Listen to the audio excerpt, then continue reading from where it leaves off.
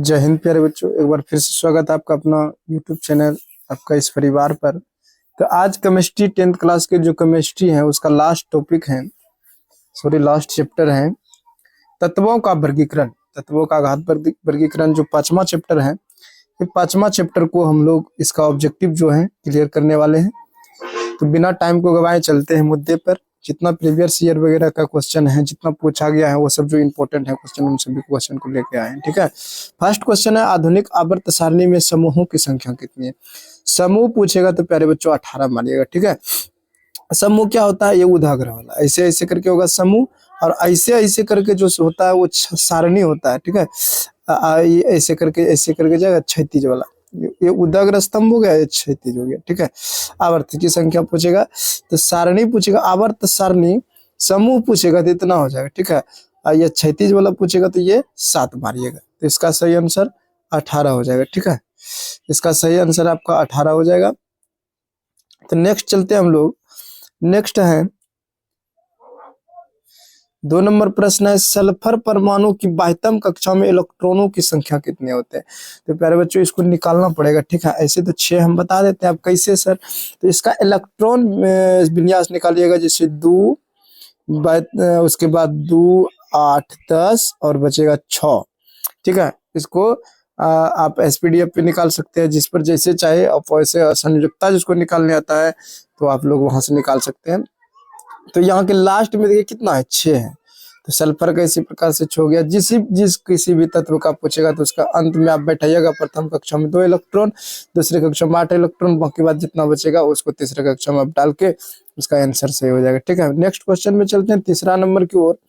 तीसरा प्रश्न है आवर्त सारणी के उदग्र स्तंभ को क्या कहते हैं। अभी तुरंत ना बताया, ऐसे उदग्र ऐसे वाला स्तंभ जो होता है, उदग्र स्तंभ को हम लोग क्या कह रहे थे, अभी तुरंत वर्ग कह रहे थे पर बच्चों। तो ये वर्ग इसका सही आंसर हो जाएगा। 4 नंबर प्रश्न है नाइट्रोजन के 2 परमाणुओं के बीच किस प्रकार का आबंध रहता है। 2 परमाणु, ठीक है, नाइट्रोजन तो आप लोग को एक दिन बताए थे, नाइट्रोजन ऐसे 3 जो होता है ना, ऐसे 3 इसमें। ठीक है, ऐसे 3 इसके पास रहता है, और टोटल इसकी बाह्यतम कक्षा में 2 इलेक्ट्रॉन, 3 2 5 इलेक्ट्रॉन रहता है। और ये जब घेराता है प्यारे बच्चों, ठीक है, ये जब घेराएगा तो ये घेरा जाएगा पूरा। देखिए कहाँ से घेराएगा, ये यहाँ से लेते हुए 3 3 6 और 6 2 8, ये घेरेगा यहाँ से लेकर के यहाँ से यहाँ। इसका इलेक्ट्रॉन भी ये इसका यही विन्यास हो जाएगा, बिंदु संरचना हो जाएगा। तो यहाँ पर आप क्या देखिए 3 इलेक्ट्रॉन का साझेदारी कर रहा है। तो इसका सही आंसर क्या हो जाएगा, इसका सही आंसर आपका हो जाएगा त्रिआबंध बनाते हैं। ठीक है प्यारे बच्चों, इसका त्रिआबंध बनाते हैं। तो चलते हैं अब नेक्स्ट क्वेश्चन की ओर। ठीक है, नेक्स्ट क्वेश्चन की ओर चलते हैं। 5वां नंबर प्रश्न है आवर्त सारणी के प्रथम वर्ग के सदस्य होते हैं। बहुत ही इंपॉर्टेंट प्रश्न है, 16 की सिटिंग में पूछा है कि प्रथम सारणी के जो आवर्त सारणी के प्रथम वर्ग के सदस्य होते हैं। वर्ग मतलब ये वाला पहला खटाल जो होता है उसकी प्रकृति पूछ रहा है। इसकी प्रकृति जो हो जाएगा क्षारीय, इसकी प्रकृति क्षारीय हो जाएगा। क्यों, क्योंकि प्रथम क्या है आपका हाइड्रोजन, हाइड्रोजन नो आया लास्ट में, क्या है ओ धातु है, ओ धातु की प्रकृति क्षारीय होती है। ठीक है, आगे चलते हैं हम लोग क्वेश्चन नंबर 6 की ओर। क्वेश्चन नंबर 6 है, क्वेश्चन नंबर यहाँ पे 6 है, कह रहा है आवर्त सारणी में शून्य समूह का तत्व है। देखिए आवर्त सारणी के शून्य समूह का जो तत्व होते हैं जिसको कहते हैं अक्रिय गैस, जितनों अक्रिय गैस है सब शून्य समूह का। कौन सा, जब पूछेगा आवर्त सारणी का कौन सा समूह शून्य समूह वर्ग कहलाता है, तो आप 18 आंसर मारिएगा वहां पर। ठीक है, लेकिन यहाँ पर क्या करना है हम लोग को, ये चीज नहीं पूछ रहा है, तो हम लोग क्या बोलेंगे जो इनमें से है ये पूछ रहा है, तो हीलियम हो जाएगा। ठीक है, शुरू से अगर जब देखिएगा तो हीलियम हो गया आपका, नियॉन हो गया, उसके बाद आर्गन हो जाता है, आर्गन, ये सब अक्रिय 18वें वर्ग के समूह है। ठीक है, जिसकी संयोजकताएं 0 होता है। आगे चलते हैं क्वेश्चन 7 नंबर, मेथेन में कितने सहसंयोजक बंधन होते हैं। इसको तो कई बार हम बता भी चुके हैं। ठीक है, मेथेन में कितने सहसंयोजक बंधन होता है, तो आप जैसे कि इसका सूत्र पहले जानिए, CH4 होता है। तो हम लोग संरचना में क्या पढ़े थे, संरचना में C को लिखना है, चारों साइड से किसको, H को आप बैठा दीजिए, चारों साइड से H को बैठा दीजिए। तो गिन लीजिए 1 2 3 4, तो कितना आंसर हो जाएगा इसका, इसका सही आंसर हो जाएगा प्यारे बच्चों 4 हो जाएगा। ठीक है, मान लीजिएगा 4।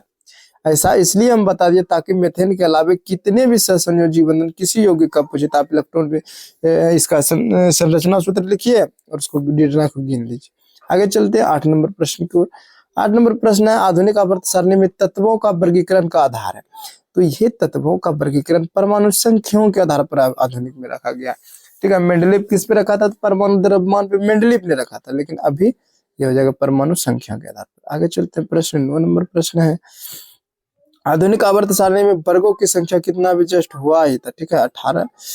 ठीक है, फिर कहता है 10 नंबर प्रश्न है अमोनिया के अणु में नाइट्रोजन एवं हाइड्रोजन, ठीक है, अमोनिया NH जो होता है नाइट्रोजन एवं हाइड्रोजन परमाणुओं की संख्या का अनुपात क्या होता है? 10 नंबर प्रश्न है, 10 का सी हो जाएगा। ठीक है, NH3 देखिए N और H3 होता है तो नाइट्रोजन कितना एक अणु हो गया नाइट्रोजन के पास, इसके पास 3 हो गया, 1:3 हो गया। नेक्स्ट क्वेश्चन की ओर चलते हैं हम लोग, क्वेश्चन नंबर 14।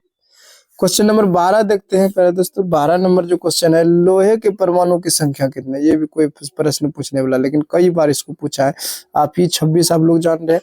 इसको और बताते हैं, अगर जो Ag का पूछ ले जो इम्पोर्टेंट सब है, इसको क्या बोलिएगा? 47 होता है सर। Au का पूछ दे क्या 79 के 89 देख लीजिएगा, 79 हमारे ख्याल से 79।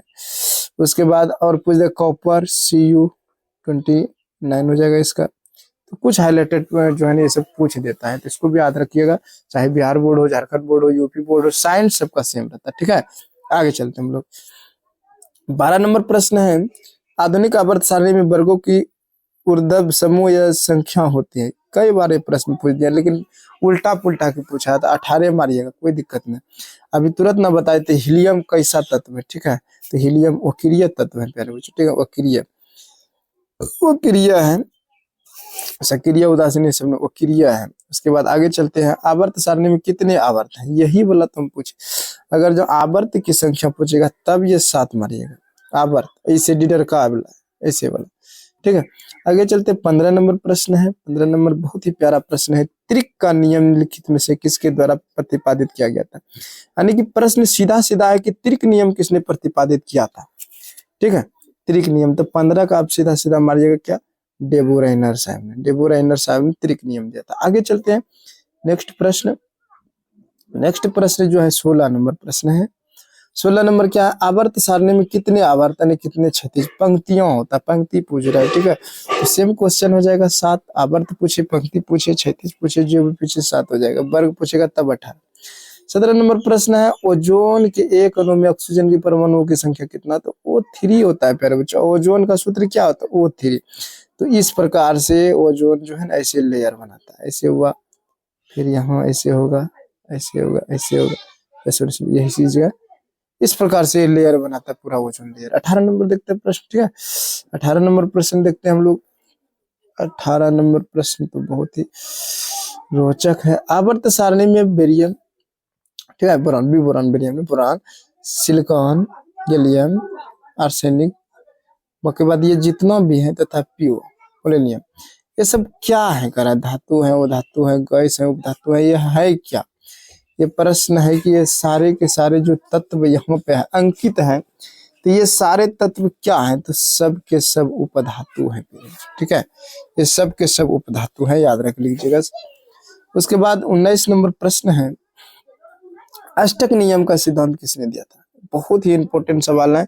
ये अष्टक नियम का सिद्धांत न्यूलैंड्स का अष्टक नियम था। सारे गामा पाधा निशा पे बैठाया था, ये याद रखिएगा आप लोग। ठीक है, क्लोरीन की परमाणुओं के बाह्यतम में इलेक्ट्रॉन, क्लोरीन देखिए Cl कितना परमाणु संख्या 17, तो इसको कैसे रखिएगा? 2 8 10 7 17 हो जाएगा। ठीक है, तो इसका बाह्यतम कक्षम कितना? 7। ये क्वेश्चन को हम और एक बार बताएं। ठीक है, इसको कंप्लीट कीजिएगा। 10 क्वेश्चन और है, इससे एक भी नंबर बाहर ने प्यारे बच्चों पूछेगा। 10 क्वेश्चन और हम लोग 21 नंबर प्रश्न को देखते हैं।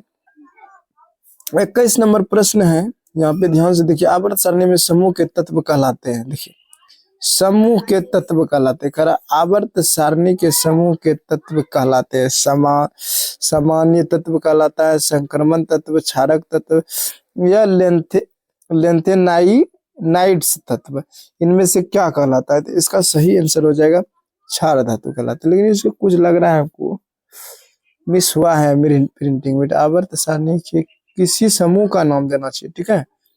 कौन सा तत्व गलत तब छार, इसको देख लीजिएगा, इसको रहने दीजिए। आगे प्रश्न है आधुनिक। आधुनिक आवर्त नियम के अनुसार तत्वों का गुण धर्म जो होता है, आधुनिक आवर्त नियम का गुण धर्म है क्या है? परमाणु द्रव्यमान का आधुनिक, तो परमाणु संख्या का आवर्त फलन होता है। 22 नंबर प्यारे बच्चों ये तो है परमाणु संख्या पर, तो परमाणु संख्या का आवर्त फलन होता है, सीधी सीधी बात है। आगे चलते हैं हम लोग।